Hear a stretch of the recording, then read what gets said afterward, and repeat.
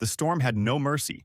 It screamed across the Kansas prairie like a living beast, tearing at the tall grass and driving sheets of rain sideways with the force of a whip.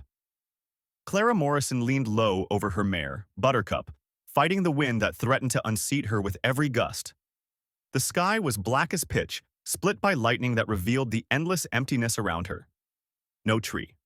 No shelter. Nothing but the cruel horizon. Her hands were numb on the reins, her oilskin cloak plastered to her body, water dripping from her hat brim into her eyes. Buttercup stumbled again, legs sinking deep into the mud, sides shuddering with exhaustion. They had been running since dawn, trying to beat the storm to the nearest town, but now Clara realized with a sickening certainty they would not make it. Another crack of lightning split the prairie, and in that instant she saw it. A dark silhouette rising from the waves of grass like a phantom ship on a drowning sea. A house. No, larger than a house. White paint peeling, windows glowing faintly against the storm, and a wide porch wrapping around its face. Smoke bled from the chimney, curling into the sky like a signal or a warning. Her heart hammered with relief and suspicion in equal measure. Shelter could mean safety, or something far worse. But she had no choice. Buttercup would collapse if forced another mile. As Clara drew closer, the swinging sign creaked violently in the wind. Mrs. Whitmore's boarding house, hospitality and shelter for weary travelers. The words should have comforted her, yet a chill slid down her spine that had nothing to do with the cold. The stable stood open, door slamming against the frame. Inside, 3 horses already filled the stalls, well-fed, well-groomed, but silent, eerily silent, as though they too feared to make a sound. Clara dismounted, unsaddled her mare with stiff, trembling fingers, and whispered, "Rest easy, girl. Just one night. Just until morning." But even as she spoke, the storm seemed to laugh, rattling the wooden beams overhead. Clara felt it then, that subtle, prickling dread that whispered, "Sometimes the most dangerous place is the one that looks like salvation." Clara Morrison's boots squelched as she climbed the porch steps, every nerve screaming that she should turn back into the storm. But the prairie had already swallowed her options whole. Behind her, Buttercup shivered in the stable, too exhausted to go another mile. Ahead of her stood the towering White House, its windows glowing faintly like watchful eyes. She knocked hard, rain dripping from her hat brim. The door opened almost instantly, as if someone had been standing right behind it. A tall woman filled the threshold. Her steel-gray hair was wound into a severe bun, her black dress buttoned high to the throat. Time and prairie hardship had carved deep lines into her face, but it was her eyes that made Clara's stomach twist. The palest, iciest blue, sharp enough to cut through the storm itself. "Another traveler caught in God's fury," the woman said, voice soft but edged with something Clara couldn't place. "Come in, child, before you freeze." Warmth struck Clara like a blow as she stepped inside. The smell of roasting beef and fresh bread wrapped around her like a cruel reminder of her hunger. The woman bolted the heavy door behind her. "I'm Mrs. Magnolia Whitmore," she said with a thin smile. "This is my establishment, hospitality and shelter for weary travelers." Clara introduced herself, explaining about Dodge City, about her aunt waiting. The widow listened, studying her like livestock at market, pale eyes traveling from Clara's mud-caked boots to the wet strands of hair clinging to her cheek. "You'll be wanting a hot meal and a bed," Mrs. Whitmore said at last. "We'll speak of payment later. Follow me." Clara obeyed, though unease crawled over her skin. The hallway stretched long, its walls lined with faded portraits and locked doors. The lamps flickered as if breathing with the storm. Clara noticed the faint odor beneath the scent of stew and bread, something medicinal, sharp, almost metallic. The dining room opened like a stage. At the far end of a long oak table sat 3 men. They ate in silence, their forks lifting mechanically, their eyes dull and glassy. The first was middle-aged, thinning hair combed neatly, his suit patched in places but once fine. The second wore a brocade vest and trimmed beard, the kind of fashion Clara had only seen in cattle barons or ambitious merchants. The third was barely more than a boy, a gold watch chain glinting across his waistcoat. They looked respectable, civilized, and utterly wrong. When their eyes met Clara's, she felt her breath catch. Each face carried the same expression. Hollow, emptied out, like men who had been scraped clean of will. Yet behind the emptiness flickered something desperate. Hope, fear, maybe even warning. "Gentlemen," Mrs. Whitmore said smoothly, "this is Miss Morrison. She'll be joining us tonight." The men nodded in eerie unison. None spoke. Clara sat where the widow indicated. Moments later, steaming stew, cornbread, and coffee were placed before her. The smell was intoxicating. She tore into the food, her hunger overcoming manners. But she could feel Mrs. Whitmore watching, not eating herself, those pale eyes fixed on Clara with unnatural intensity. "You travel alone," the widow observed. Clara nodded cautiously, her hand brushing the Colt 45 at her hip. "Safer that way, sometimes." "Dangerous," Mrs. Whitmore replied with a smile that did not reach her eyes. "The prairie is full of outlaws and savages, but you're safe here tonight." The way she said safe made Clara's skin crawl. She glanced at the three men again. None of them touched their food with appetite. Forks lifted, mouths chewed, but it was motion without meaning. Clara tried conversation. "Evening, gentlemen." The youngest parted his lips to answer, but the bearded man kicked him under the table. Silence resumed. Something was wrong, deeply wrong. When Clara finished, Mrs. Whitmore rose. "Now, Miss Morrison, I must explain the rules of my house. All female guests must choose a companion for the night." The words hung heavy. Clara blinked. "I beg your pardon?" The widow gestured to the three men, and then, with a faint rattle, to the shadowed corner. Clara's blood turned to ice. A massive figure sat shackled to the floor. Chains clinked as he shifted, dark eyes glinting like embers. An Apache warrior, shoulders broad as a door, hair long and black, scars crossing his chest and arms. Despite the iron biting his wrists and ankles, he sat upright, proud, radiating fury and dignity in equal measure. Mrs. Whitmore's voice was casual. "He's dangerous, yes. Killed 3 men before capture. But I believe even savages deserve a chance at redemption. And my guests? They appreciate the arrangements. So, Miss Morrison, choose. One of these gentlemen, or him, for your own safety." The 3 men stared at her, hollow eyes now filled with a desperate plea. The boy trembled. The bearded man's jaw clenched, as if silently warning her. The businessman's hands shook. The Apache only watched, chains rattling softly, his gaze steady, unbroken. No plea, no desperation, only fire. Clara's stomach twisted. This was no boarding house. It was a trap. Mrs. Whitmore's smile sharpened. "You see, a woman alone is vulnerable, but here, under my roof, you have choices. Pick one, or leave now, though I wouldn't recommend braving the storm again." The wind howled outside, slamming rain against the windows like fists. Clara knew Buttercup couldn't make another mile. Escape was impossible. The widow leaned close, breath faintly smelling of laudanum. "Choose wisely. Not all choices here end well." The 3 men's eyes begged her for salvation. The chained warrior's eyes challenged her to see through the lie. Clara's hand hovered near her gun, but she forced it still. She needed information before bullets, needed to survive until dawn. "Then I'll choose," she said slowly, every nerve on fire. The room went silent. The storm thundered approval. And in the house of Magnolia Whitmore, Clara Morrison realized she had just stepped into the deadliest night of her life. If this tale has you gripping your seat, imagine what comes next. Who would you choose in Clara's place, the broken men or the chained warrior? Share your thoughts below. And if you want to see how this terrifying night unfolds, smash that like button, subscribe to Wild West Tales, and share this story with a friend who loves suspense as much as you do. The storm has only just begun.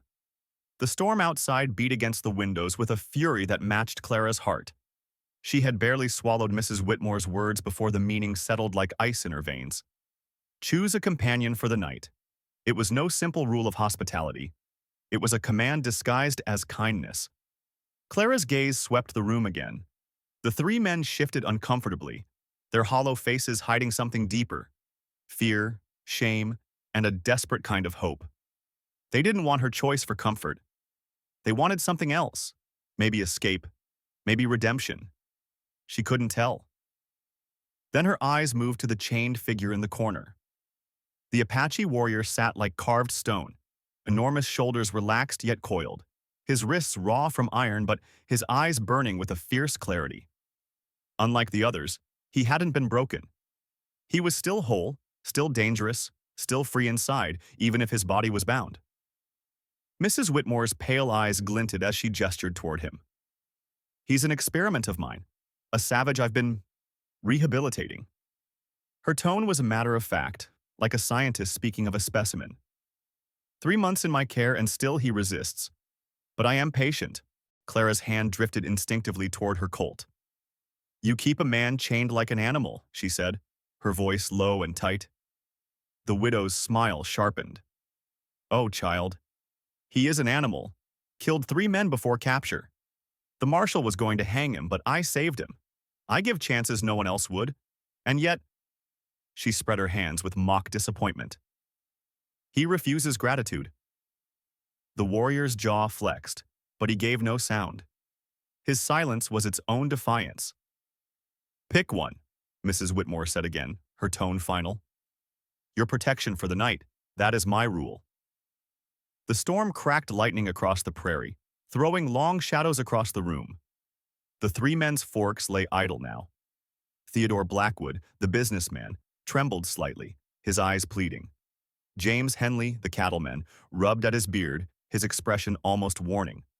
Young Robert Crane stared fixedly at his empty plate, his hands clenched until the knuckles turned white. Clara's skin prickled. Every instinct screamed trap. But she forced herself to steady her breathing, to think. This was no ordinary boarding house. This was a cage. The men were prisoners, just as much as the chained Apache, but held by chains she couldn't see. Her eyes caught Henley's for a fleeting second. He moved his lips without sound. She tried to read it. Careful. Or maybe help. Before she could be sure, Mrs. Whitmore's gaze sliced between them like a knife. You hesitate, Miss Morrison, the widow said. Why? They are all fine choices. Respected men, each grateful for female company, and the savage, she allowed herself a soft laugh. Surely you wouldn't risk him? Clara swallowed, her pulse hammering. She needed more time, more knowledge. She couldn't walk blind into this spider's web. May I speak with them? She asked carefully. Mrs. Whitmore's smile faltered for just a breath before she nodded. Of course. Conversation is part of, the process. Gentlemen, be agreeable. Clara rose slowly, her boots echoing on the floorboards. She approached Theodore first. Up close, his patched suit reeked faintly of laudanum. His eyes darted to Mrs. Whitmore, then back to Clara. I was traveling west, he stammered. San Francisco. The railroad. My family... His voice cracked, the words dissolving into incoherence. Next was James Henley. He surprised her by gripping her wrist suddenly, his hand icy cold. Choose carefully, he whispered hoarsely, so low she almost missed it. Some choices are safer than others. Then, just as quickly, he released her. Mrs. Whitmore's throat clearing cut through the air like a lash. Finally, Robert. His youth was written on his face, though the haunted look made him appear older than his years.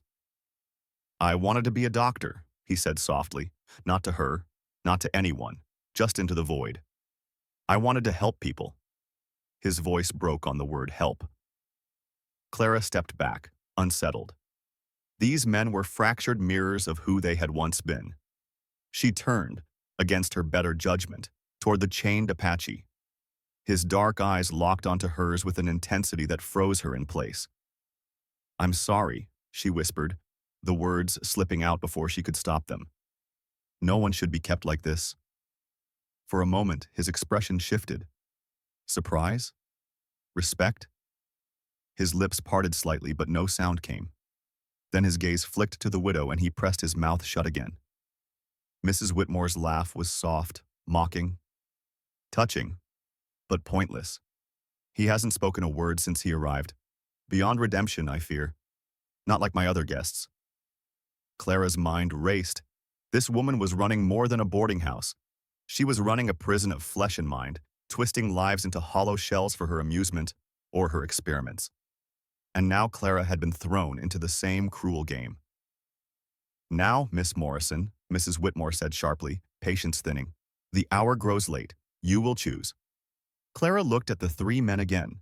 They sat rigid, waiting, their eyes screaming things their mouths could not. She looked at the Apache. His body radiated danger, yes, but his spirit was intact. If anyone in this house still held power over themselves, it was him. The storm outside rattled the windows like fists demanding entry. Inside, silence pressed down heavy as stone. Clara realized then that the choice itself was the trap. No matter whom she chose, she would step deeper into the widow's design. But to refuse, that would mean being cast into the storm, or worse. Her breath came slow, steady. She forced her hand away from her gun. Not yet. Not until she understood more. "I need time," she said finally, voice steady, though her stomach churned. Mrs. Whitmore's smile tightened, brittle as glass. "A brief moment then. But my patience is not infinite." Clara walked to the window, pretending to study the storm. In truth, she was thinking furiously. These men were broken, but not dead inside. And the chained warrior, there was fire in him still. Perhaps enough to burn through the widow's lies. Behind her, she could feel every gaze boring into her back. The three men, pleading without words, the Apache, steady as stone, and Mrs. Whitmore, waiting with the patience of a spider for the fly to thrash. Clara closed her eyes, letting the thunder roll through her bones. The prairie storm would pass, but inside this house, another storm was gathering, and it was far more dangerous. When she turned back, her voice was clear, her shoulders squared. "I will make my choice." The widow's pale eyes gleamed with satisfaction. The three men leaned forward, desperation flickering in their hollow stares. The Apache's gaze burned with something different, an unspoken challenge. Clara knew the next words she spoke would bind her to a fate she could not yet see. But she also knew one thing with absolute certainty. No choice in this house was safe. And yet, she had to choose. The words had barely left Clara's mouth when she felt the weight of every eye in the room.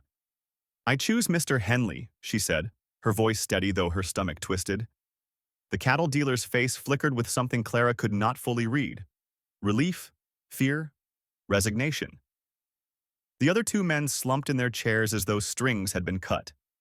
The chained Apache gave no outward reaction, but Clara thought she saw the faintest shift in his eyes, a spark of recognition, as if he understood she was buying herself time. "An excellent choice," Mrs. Whitmore said smoothly, though her pale eyes glinted with something colder, sharper. "James will take good care of you tonight." Henley rose stiffly, bowing with a formality that looked like a ritual learned long ago. "Miss Morrison," he said, voice neutral. "Show her to her room," the widow ordered. "And remember, Miss Morrison, the house is a labyrinth. Many halls, many doors. For your own safety, best you stay where you are until morning." Her smile widened just enough to chill the blood in Clara's veins. Clara followed Henley up the narrow stairs. The floor groaned under their steps, the lamps burning low, throwing long shadows across the walls.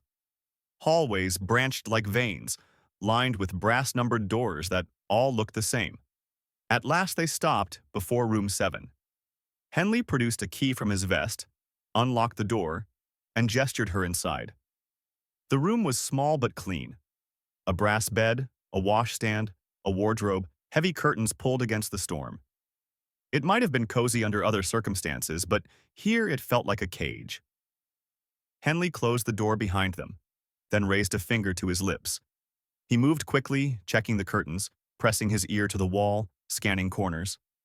At last he pulled a chair close to Clara and sat heavily, his hands trembling. "Thank you," he whispered, "for choosing me." Clara's brow furrowed. "Why?" His voice was ragged, urgent. "Because I still have enough of myself left to help you. The others, they're nearly gone. If you'd chosen them, you'd have been lost before dawn." He pulled something from inside his boot, a crumpled scrap of paper, worn from handling. He smoothed it on his knee. A crude map of the house emerged, ink scratched in tiny lines and notations. Theodore found this in her study months ago, Henley whispered. He copied it, risked everything.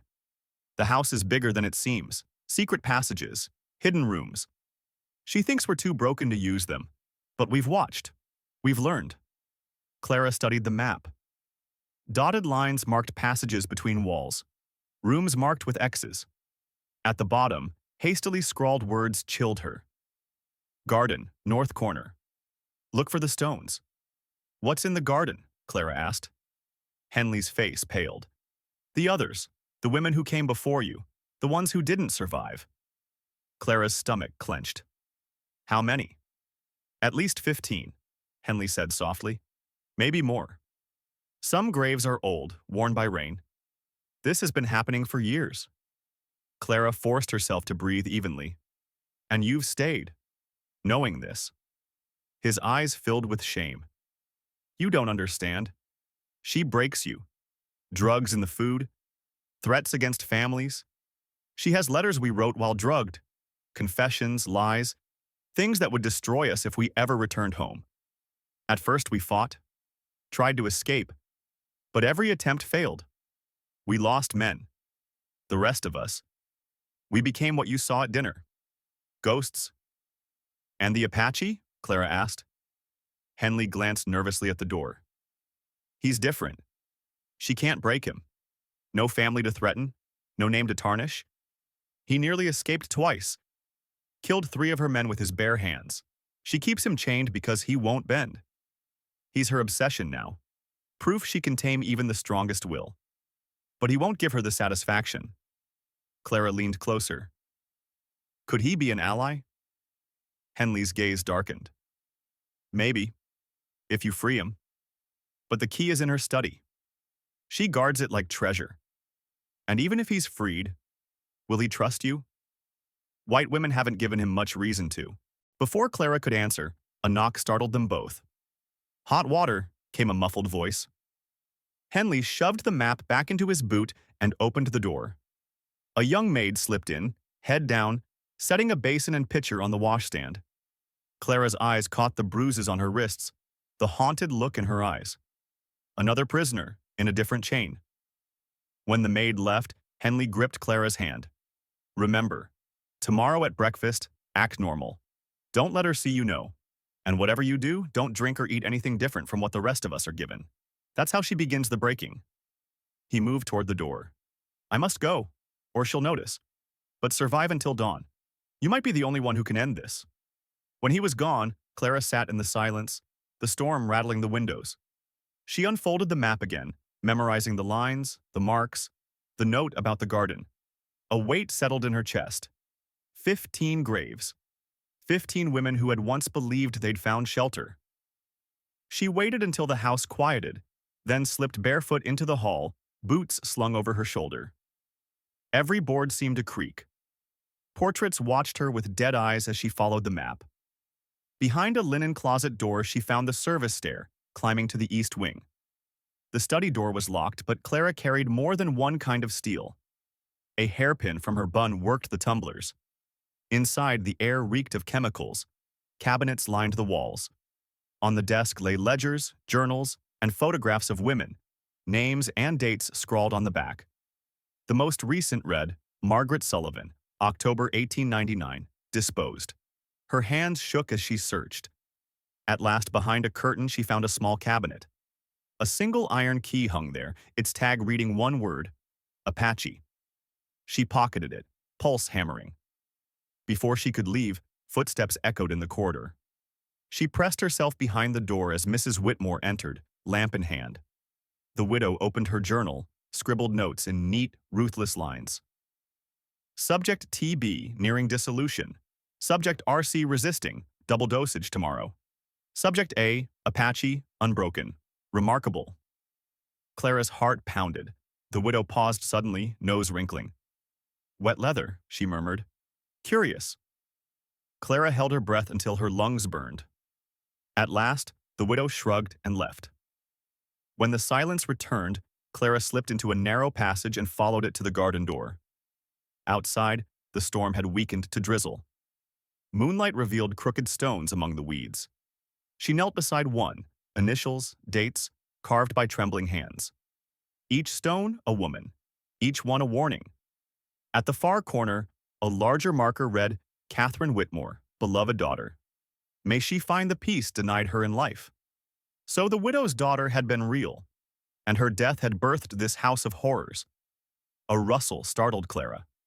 She turned, hand on her colt. A girl stepped from the shadows. The maid from before. Her shawl clung to her thin frame, eyes wide with terror. You shouldn't be here, she whispered. She'll know. She always knows. Clara steadied her voice.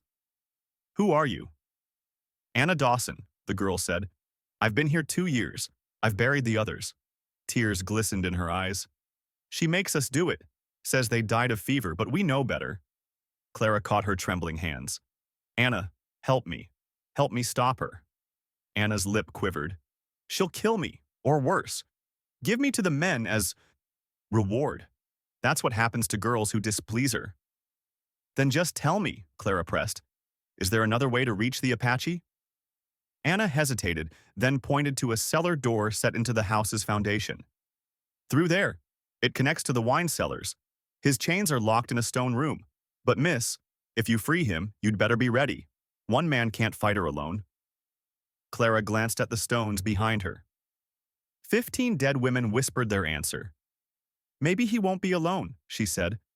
Anna flinched at a noise from the house, then fled into the night.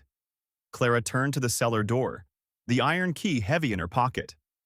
The storm had passed, but inside this house the real tempest was just beginning, and Clara Morrison knew she had crossed the line of no return. The cellar stairs groaned beneath Clara's boots, each step sinking her deeper into darkness. The key weighed heavy in her pocket, as though it carried not just iron but the fate of every soul trapped in this house. Damp air pressed against her lungs, laced with mildew, earth, and something sharper, the smell of suffering.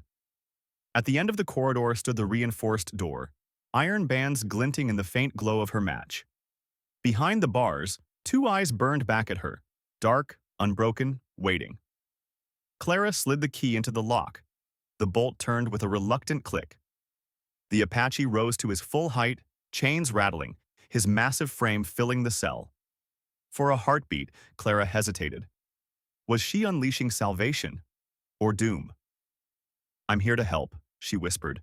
He didn't move, only watched as she knelt to unfasten the shackles. When the last one clattered to the stones, he stood free for the first time in months. He stretched, muscles rippling like coiled steel, and for a moment the air itself seemed to hold its breath. Above them came footsteps, many. Voices barking orders. Mrs. Whitmore's voice cut through the air, sharp as a blade. Find them. Bring them to me alive. The warrior's eyes met Clara's. Without words, he seized her hand and pulled her deeper into the cellar. He had memorized the passages, even chained.